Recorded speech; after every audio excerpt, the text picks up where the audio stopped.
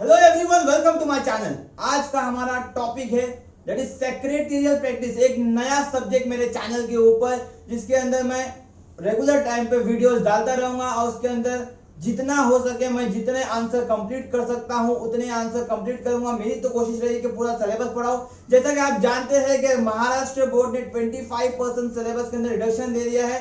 तो यहाँ पर एसपी के सब्जेक्ट के अंदर क्या फर्क पड़ा है इसका, तो एसपी के सब्जेक्ट के अंदर कोई भी टॉपिक ओमिट नहीं हुआ है, कोई चैप्टर ओमिट नहीं हुआ है, बल्कि हर चैप्टर में से एक एक पॉइंट, लास्ट का पॉइंट यहाँ पर लोगों ने निकाल दिया है। तो उससे हमको सिलेबस में कुछ फर्क नहीं पड़ेगा, क्योंकि वो चैप्टर वो टॉपिक जो थे उतने इंपॉर्टेंट टॉपिक नहीं थे। तो कुल मिलाकर हमको यहाँ पूरा सिलेबस पढ़ना है।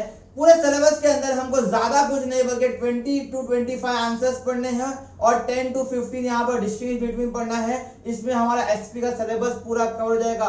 कॉमर्स के अंदर 12 कॉमर्स के अंदर सबसे छोटा सिलेबस जो है वो एसपी सब्जेक्ट का है। और आज का हमारा वीडियो है जो है वो हमारे फर्स्ट टॉपिक के ऊपर, that is introduction to corporate finance. अब इंट्रोडक्शन टू कॉर्पोरेट फाइनेंस के अंदर हमको क्या पढ़ना है, तो हमको फाइनेंस का मीनिंग पढ़ना है। What is the meaning of finance, what is the meaning of corporate finance, definition of corporate finance and importance of corporate finance. आज के टॉपिक के अंदर हम ये चार चीज सीखेंगे, that is meaning of finance, meaning of corporate finance, definition of corporate finance and importance of corporate finance। तो बढ़ते हैं हम आज के वीडियो की तरफ। जैसे कि हमारे टॉपिक का नाम है introduction to corporate finance. In with the word finance, जैसे ही वर्ड फाइनेंस की बात आती है तो आप सभी के दिमाग में एक वर्ड आता है, दैट इज मनी, पैसा। तो फाइनेंस का मतलब यकीनन वही है कि फाइनेंस मतलब पैसा, मनी एंड मनी मैनेजमेंट। अब मनी तो समझ में आ गया, तो what is the meaning of money management, तो मनी मैनेजमेंट मतलब inflow of capital, inflow of पैसा and outflow of capital, outflow of पैसा मतलब पैसा कैसे आएगा और पैसा कहां खर्च करना है। What is the effective way of incoming money and what is the effective way of outgoing money, पैसा कहां से इफेक्टिवली आएगा और पैसा कहां पे खर्च करना चाहिए। ये फाइनेंस का एकदम शॉर्ट में मीनिंग है कि भाई पैसा कैसा आने वाला है, सोर्सेज ऑफ फाइनेंस, एंड पैसा कहां जाने वाला है, utilisation of finance. Is it clear? Finance के बाद हम पढ़ेंगे अब कॉर्पोरेट फाइनेंस के बारे में। कॉर्पोरेट फाइनेंस मतलब होता है एक बिजनेस फर्म अपना फाइनेंस कैसा कलेक्ट करती है और अपने फाइनेंस को कहां यूज करती है। सोर्सेज ऑफ फाइनेंस क्या है बिजनेस फर्म के, और बिजनेस फर्म इन सोर्सेज से जो पैसा आता है उनको इफेक्टिवली, एफिशिएंटली कहां इन्वेस्ट करती है, कहां खर्च करती है। ये एकदम शॉर्ट एंड स्वीट सा डेफिनेशन है कॉर्पोरेट फाइनेंस का। ओके, प्रोफेसर हेनरी हॉगलैंड का कहना है कि corporate finance deals primarily with acquisition and use of capital by corporate business. मतलब प्रोफेसर हॉगलैंड क्या बोलते हैं कि एक बिजनेस फर्म प्राइमरीली मतलब स्टार्ट में पैसा कहां से कलेक्ट करता है, कहां इस्तेमाल करता है, इसको ही कॉर्पोरेट फाइनेंस बोला जाता है। अब बढ़ते हैं हमारे आंसर की तरफ, that is importance of corporate finance. बहुत सारे पॉइंट्स है इसके अंदर, हम एक एक पॉइंट को आस्ते आस्ते धीरे धीरे समझेंगे, वीडियो को लंबा ना करते हुए बढ़ते हैं हमारे आंसर की तरफ। हमारे इंपॉर्टेंस ऑफ कॉर्पोरेट फाइनेंस का पहला पॉइंट है हेल्प इन डिसीजन मेकिंग। कि कॉर्पोरेट फाइनेंस एक डिसीजन मेकिंग में हेल्प कैसा करता है। If you are a businessman, अगर आप बिजनेसमैन हो तो अगर आपको किसी भी चीज का डिसीजन लेना है तो आपके पास फाइनेंस होना जरूरी है। Without finance one cannot take decision effectively and efficiently. अगर आपको कोई प्रोडक्ट न्यू लॉन्च करना है, आपको प्रोडक्ट के अंदर कुछ चेंजेस लाना है, इनोवेटिव आइडियाज लेके आना है, कुछ भी नया करना है बिजनेस के अंदर, तो आपको फाइनेंस का होना बहुत जरूरी है। तो इसलिए पहला ही पॉइंट बताया कि भाई बिजनेस के अंदर कोई भी डिसीजन लेना है तो यू शुड हैव फाइनेंस, तुम्हारे पास पैसे का होना बहुत जरूरी है। Without finance you cannot take decision properly. Our second point is helps in raising capital for a project. Business firm जो होता है कॉर्पोरेट फाइनेंस कलेक्ट कहां से करता है। कॉर्पोरेट फाइनेंस कलेक्ट करने के लिए बहुत सारे सोर्सेस है बिजनेस फाइनेंस के, जैसे वो शेयर्स बेच के पैसे कलेक्ट करता है, वो अपने डिबेंचर्स बेच के पैसे कलेक्ट कर सकता है, वो अपने बॉन्ड्स बेच के पैसे कलेक्ट कर सकता है, या तो वो मार्केट से लोन ले सकता है। These are the sources of collecting public finance. Our third point is helps in research and development. The word research and development सुनने को तो बहुत छोटा लगता है, R&D, लेकिन रिसर्च एंड डेवलपमेंट के पीछे एक कंपनी का बहुत ज्यादा फाइनेंस लगता है, बहुत ज्यादा पैसा इन्वेस्ट करना पड़ता है उनको रिसर्च एंड डेवलपमेंट के पीछे। कोई भी प्रोडक्ट को लॉन्च करना है, कोई भी प्रोडक्ट को अपग्रेड करना है, कुछ नया लेके आना है प्रोडक्ट के अंदर, कोई नया आइडिया जनरेट करना है, तो हर कंपनी को R&D करना पड़ता है, रिसर्च एंड डेवलपमेंट करना पड़ता है। ये रिसर्च एंड डेवलपमेंट का प्रोसेस जो होता है बहुत ही टाइम कंज्यूमिंग होता है और बहुत ही मनी कंज्यूमिंग होता है। यहाँ पर अगर कॉस्ट कटिंग के बारे में सोचेंगे हम, तो रिसर्च एंड डेवलपमेंट बराबर से नहीं होगा। If you want to effective research and development, you have to expend more and more. इसलिए अगर आपको अच्छा रिसर्च एंड डेवलपमेंट करना है एक प्रोडक्ट के बारे में, तो आपके पास फाइनेंस भी बहुत ज्यादा होना चाहिए। इसलिए यहाँ पे लिखा है कि corporate finance helps in research and development. Fourth point is helps in smooth running of business. एक बिजनेस को स्मूथ रनिंग करने के लिए कॉर्पोरेट फाइनेंस कैसे हेल्प करता है कि कॉर्पोरेट फाइनेंस की वजह से सैलरी एम्प्लॉयज को वक्त पे मिलती है। सेकंड, रॉ मटेरियल अवेलेबल वक्त पे होता है। थर्ड, लोन के EMI time to time clear होते हैं। और बहुत ही इंपॉर्टेंट जो है that is sales promotion of a product. अगर तुम्हारे पास इफेक्टिव फाइनेंस है तो तुम इफेक्टिव सेल्स प्रमोशन कर सकते हो।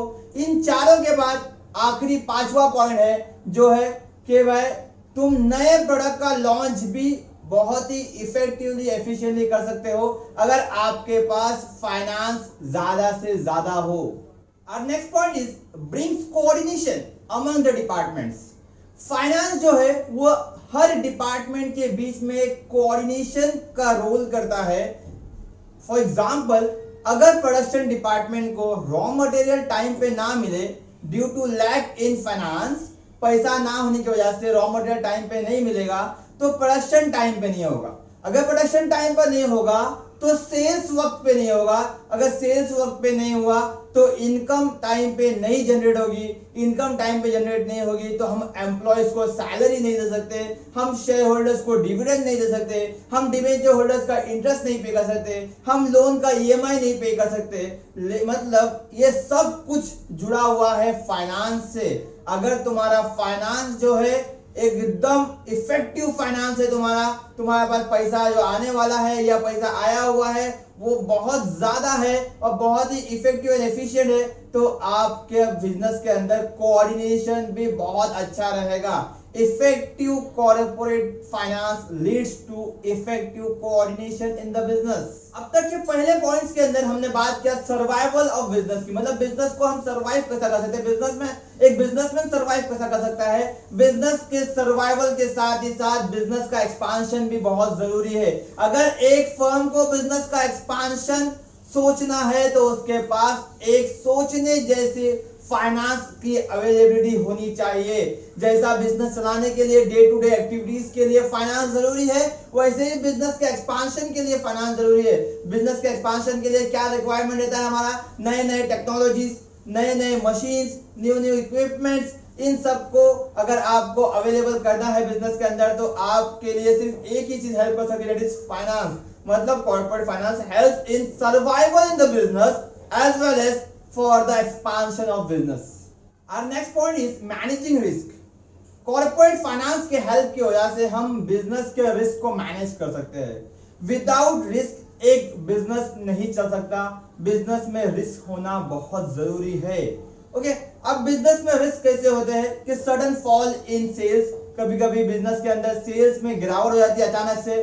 इसके अलावा नेचुरल कैलामिटीज की वजह से सेल्स की गिरावट हो जाती है, बिजनेस में फर्क पड़ जाता है, बिजनेस को लॉस हो जाता है, बड़ा बड़ा लॉस हो जाता है। ये लॉस को रिकवर करने के लिए भी हमारे पास कंटिंजेंट फाइनेंस होना जरूरी है, छुपा हुआ फाइनेंस होना जरूरी है, जिसकी वजह से हम इस रिस्क के टाइम पर भी हम बिजनेस को बंद ना करें। जैसे कि आज का टाइम, आज जो है ये this is natural calamity, Covid period जो चल रहा है, 4 महीने से पिछले कोई भी बिजनेस नहीं चल रहा है। लेकिन शेयर मार्केट के अंदर आप देखेंगे तो सेंसेक्स और निफ्टी के अंदर रोजाना कुछ ना कुछ अंक बढ़ रही है, शेयर्स के प्राइस कम ज्यादा हो रही है। इसका मतलब ये है कि बिजनेस फर्म्स लोग ये हमेशा रेडी रहते हैं इस रिस्क के लिए कि भाई बिजनेस के अंदर सडन फॉल इन सेल्स हो सकता है। जैसे बीच में बात करें तो हम थोड़े साल पहले की बात है कि मैगी के अंदर एक गिरावट आ गई थी सेल्स के अंदर।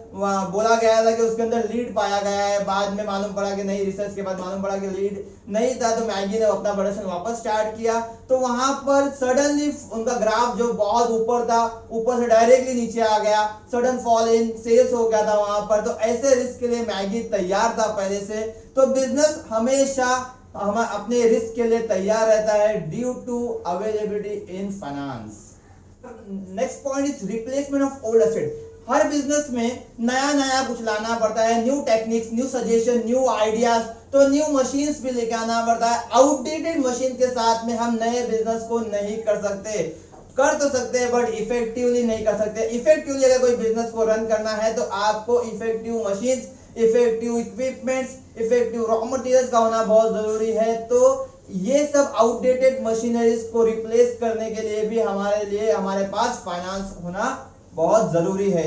Next point is payment of dividend and interest. जैसे कि हमारे शेयर होल्डर्स जो है हमारे पे इन्वेस्ट करते हैं, हमारे सोर्सेज ऑफ फाइनेंस है हमारे शेयर्स, हमारे डिबेंचर्स, हमारे लोन, हमारे बॉन्ड, वैसा ही हमको रिटर्न में कुछ ना कुछ उनको देना पड़ता है। शेयर होल्डर को हमको डिविडेंड देना पड़ता है, डिबेंचर होल्डर को इंटरेस्ट देना पड़ता है। और ये इंटरेस्ट और डिविडेंड देने के लिए भी हमारे पास क्या होना चाहिए, हमारे पास फाइनेंस का होना बहुत जरूरी है। तो हम क्या पढ़ रहे हैं कि कॉर्पोरेट फाइनेंस का इंपॉर्टेंस क्या है बिजनेस के अंदर, पैसे का इंपॉर्टेंस क्या है बिजनेस के अंदर। अब हमारा लास्ट पॉइंट है that is payment of taxes and fees. जैसे हम अर्न कर रहे हैं इंडिया के अंदर, तो इंडियन गवर्नमेंट को हमको टैक्स भी पे करना पड़ता है। हम वेरियस टाइप्स ऑफ टैक्सेस पे करते हैं। नया टैक्स आया है जीएसटी, हम जीएसटी पे करते हैं। हम रजिस्ट्रार ऑफ कंपनीज के पास वेरियस टाइप्स ऑफ फीस पे करते हैं। हमको ये पे करना कंपलसरी है, मैंडेटरी है। तो यहाँ पर हमारे 10 पॉइंट पूरे कंप्लीट हुए इंपॉर्टेंस ऑफ कॉर्पोरेट फाइनेंस के। एग्जाम ओरिएंटेड बहुत ही इंपॉर्टेंट आंसर है, 5 मार्क का आंसर ये एग्जाम में, बोर्ड एग्जाम 2021 के अंदर आने ही वाला है। 100% श्योर हूं मैं कि ये एग्जाम के आने के चांसेस बहुत ज्यादा रहते हैं। अगर आपने मेरा चैनल अभी तक सब्सक्राइब नहीं किया तो please subscribe my channel and press the bell icon. Thank you so much.